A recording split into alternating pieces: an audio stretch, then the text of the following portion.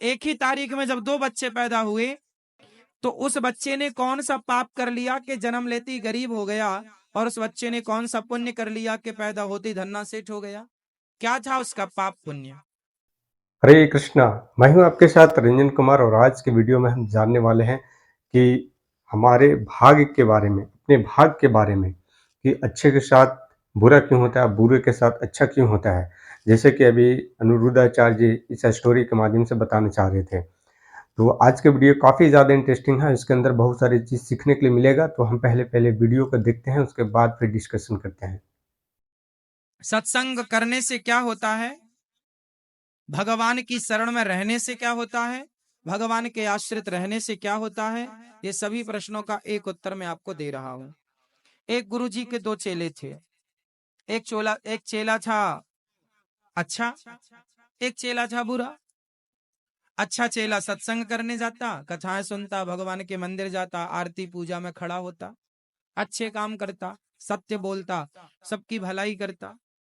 एक चेला था जो रोज कथाएं सुनता, कीर्तन करता, अच्छे काम करता। एक चेला था बुरा, वो रोज वैश्या के पास जाता था, वैश्या के पास जाता और उसका मुजरा देखता था, झूठ बोलता था, चोरी कर लेता था, शराब भी पी लेता था, मतलब सारे गलत काम, सट्टा जुआ सब खेल लेता था, सारे गलत काम करता था।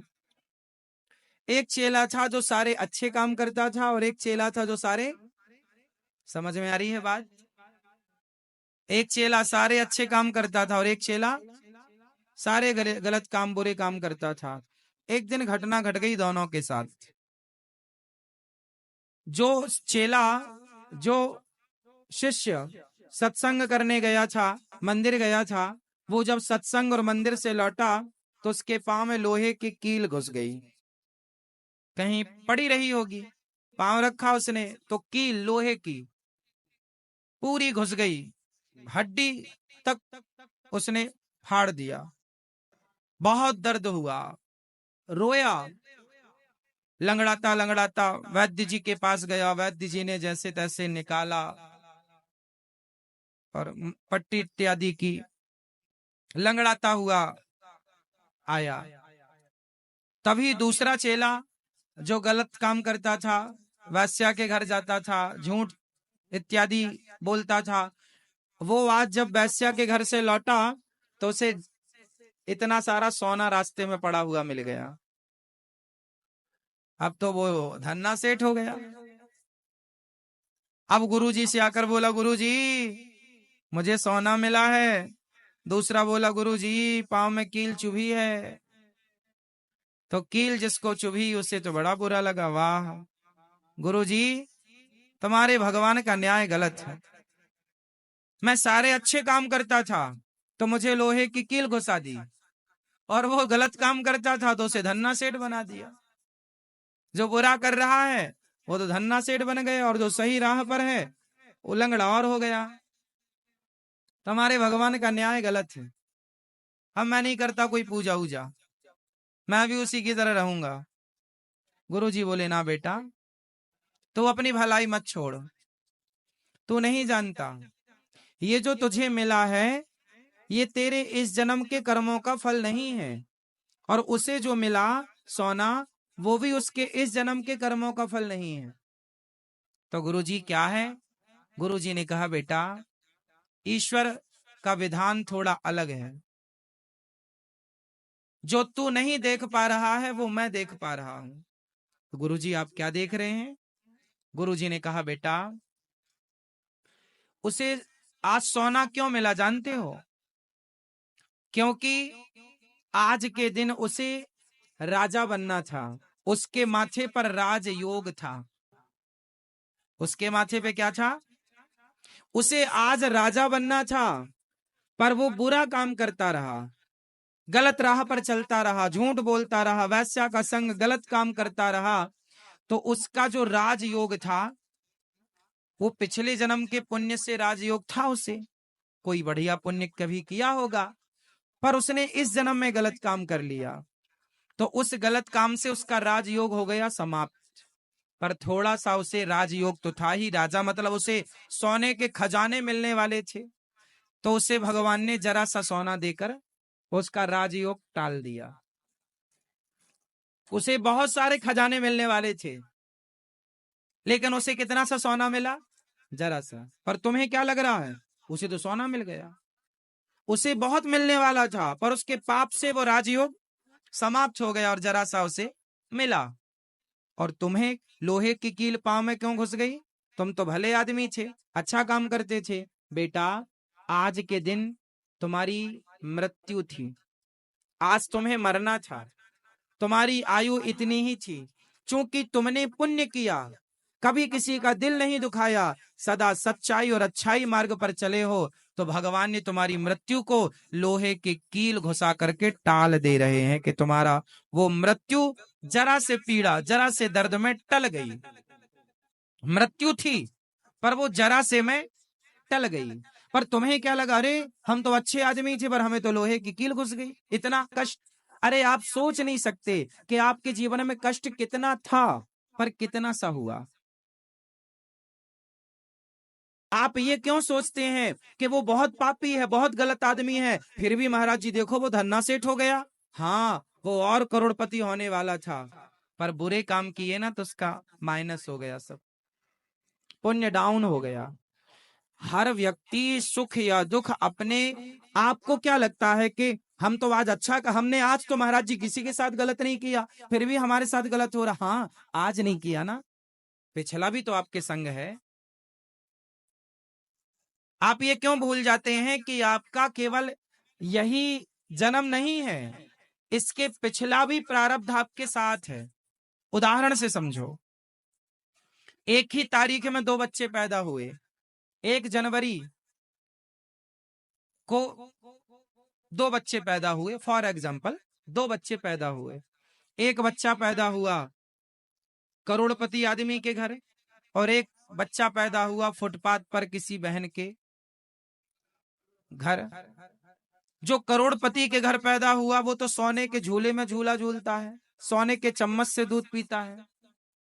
और जो यहाँ फुटपाथ पर पैदा हुआ है, उसकी माँ के पास लकड़ी का झूला तक नहीं है, साड़ी इस तरफ बांधती है, पेड़ पर उस तरफ बांधती है, साड़ी पर लिटाकर बच्चे को झूला झुलाती है, पीठ पर बांध लेती है बच्चे को, मजदूरी करती रहती है। एक ही समय पर एक ही तारीख में दो बच्चे पैदा हुए, पर एक जन्म लेते ही सोने की चम्मच से दूध पी रहा है, और एक के पास लकड़ी का पालना तक नसीब ना हुआ। ऐसा होता है कि नहीं? हाँ या ना? उत्तर दो। एक ही तारीख में जब दो बच्चे पैदा हुए, तो उस बच्चे ने कौन सा पाप कर लिया कि जन्म लेते ही गरीब हो गया, और उस बच्चे ने कौन सा पुण्य कर लिया कि पैदा होते ही धन्ना सेठ हो गया? क्या था उसका पाप पुण्य? अभी तो पैदा ही हुआ है, अभी तो कोई पाप और पुण्य कुछ किया ही नहीं, तो ये क्यों कोई गरीब हो गया, कोई अमीर क्यों हो गया? उत्तर, वो पिछले जन्म के पुण्य से, उसने पिछले जन्म में पुण्य किया था, तो जन्म लेते ही अमीर, और ये जन्म लेते ही गरीब क्यों? क्योंकि वो पिछले जन्म के पाप लेकर आया। तो हम या तो पाप लेकर चलते हैं या तो पुण्य लेकर चलते हैं। पाप हमें सदा दुख देते हैं, पुण्य सदा हमें दुख सुख देते हैं। पुण्य सुख, पाप दुख, यही क्रम है ईश्वर का। को न काहू को सुख दुख कर दाता, निज कृत कर्म भोग सब भ्राता। इसलिए जो हमें मिल रहा है वो हमारे ही कर्मों का फल है, अच्छा या बुरा। इसलिए हमें कभी ईश्वर पर दोष नहीं लगाना चाहिए, किसी और को दोषी नहीं ठहराना चाहिए कि तुम्हारे कारण ऐसा हुआ, तुम्हारे कारण। जो हो रहा है वो विधाता की मर्जी है, होना ही है वो। इसलिए आनंद से उस पल को बिताया जाए, उस क्षण को गुजारा जाए। ये वक्त भी गुजर जाएगा, ऐसा सांत्वना देना चाहिए अपने आप को। इसके सिवा आप कर भी नहीं सकते कुछ। ये वक्त भी गुजर जाएगा, हाँ या ना? ये जीवन ऐसे ही है मेरी माँ, ऐसे ही है संसार।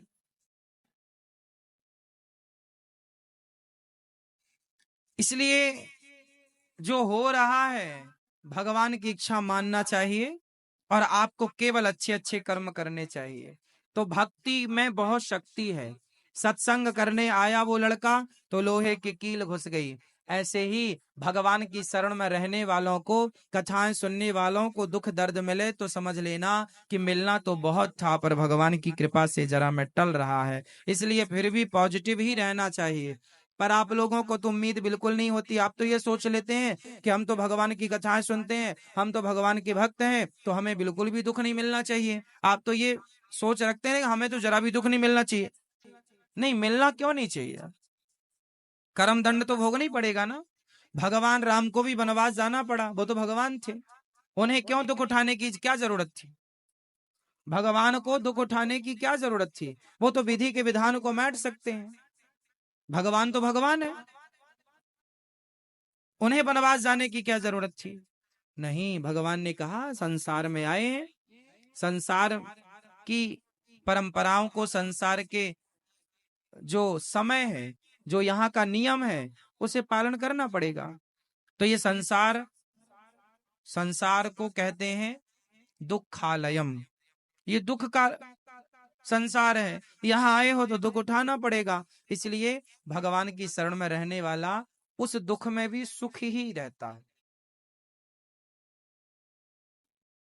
मैं अपनी बात बताऊं, मैं औरों की क्या बताऊं।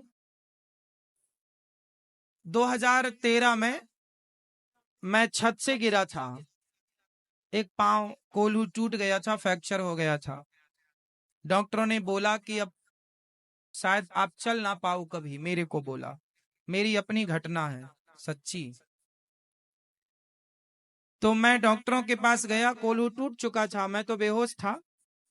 जब मुझे होश आया तो बताया गया कि, जब मुझे होश आया तब मेरे पांव में 2-3 ईंट लटक रही थी हड्डी को खींचने के लिए।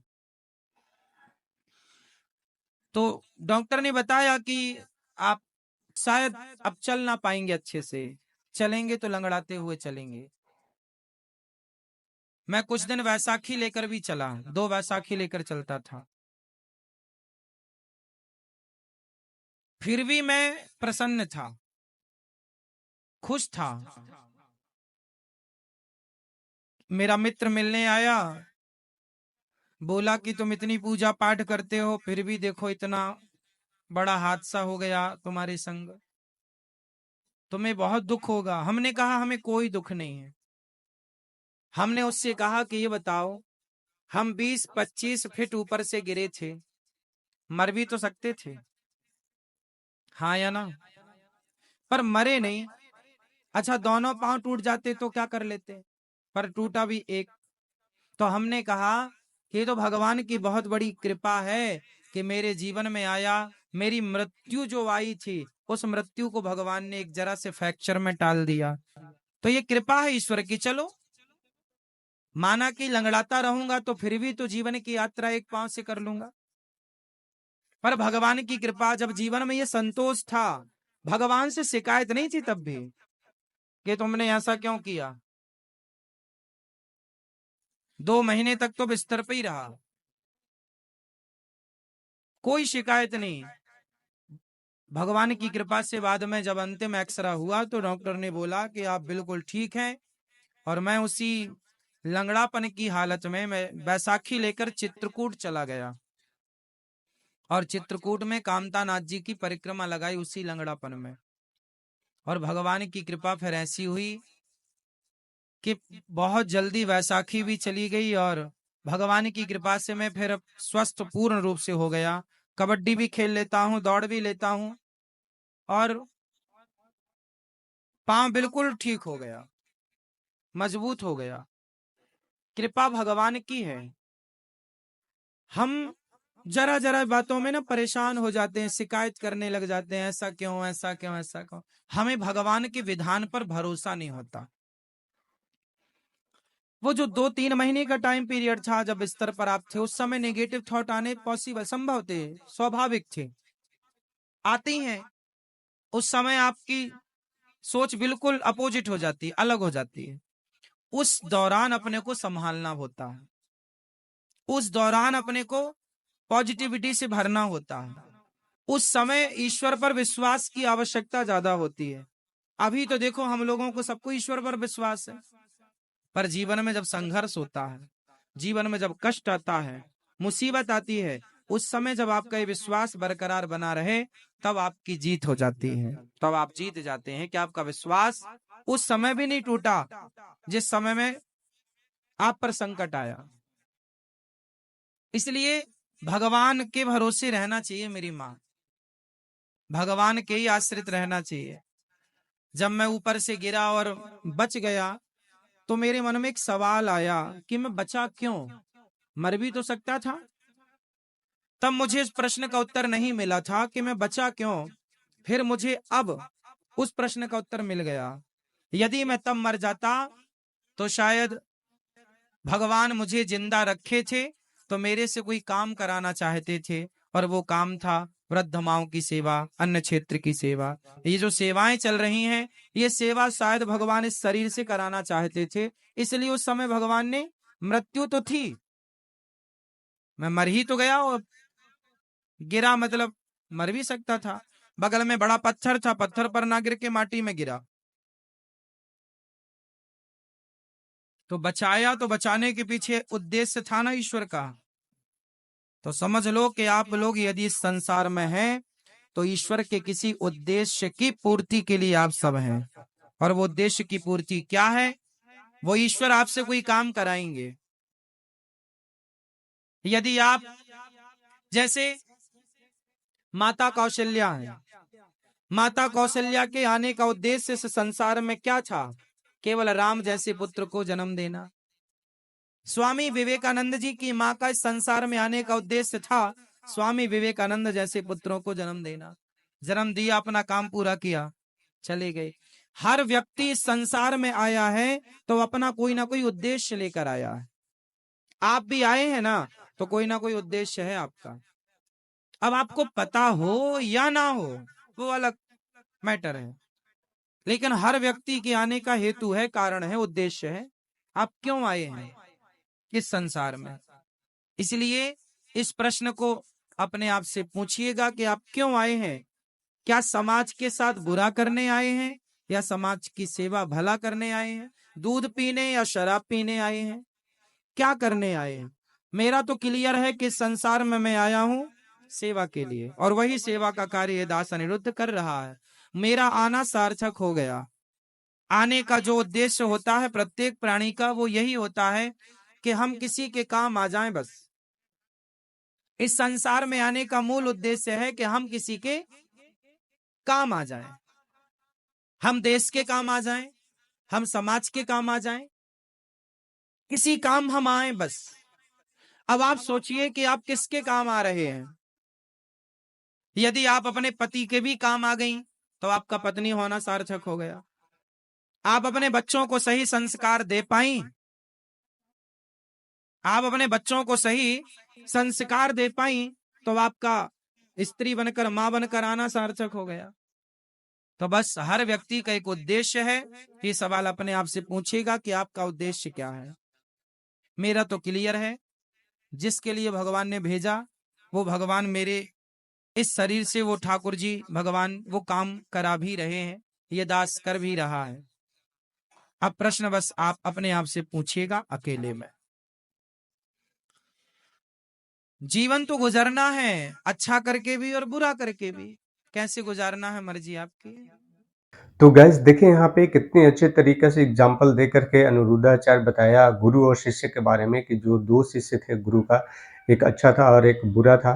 और बुरे के साथ अच्छे, जो बुरा था उनको ढेर सारा सोना मिला, और जो अच्छे था उसके पैरों में कील गड़ गया। तो वो दोनों गुरु जी के पास जाते हैं और प्रश्न करते हैं कि मेरे साथ ऐसा क्यों हो गया, मैं तो अच्छा कार्य करता था, मैं सब कुछ अच्छा जैसा बताते थे उससे कार्य करते थे, परंतु मुझे ऐसा क्यों हुआ, और उन सारे गलत कार्य करते थे उनको सोना राजा बन गया, वो ऐसा क्यों? तो देखिए अनिरुद्धाचार्य महाराज जी कितने अच्छे तरीके से स्टोरीज के माध्यम से बताएं कि वो जो था थोड़ा सा राजयोग था उसका, तो इसलिए उसको सोना मिल गया। मिलना था तो बहुत सारा, लेकिन वो गलत कार्य करने से वो सारा पुण्य जो है उसको नष्ट हो गया, और जो है उसको थोड़ा सा भगवान दे करके उस राजयोग को खत्म कर दिया।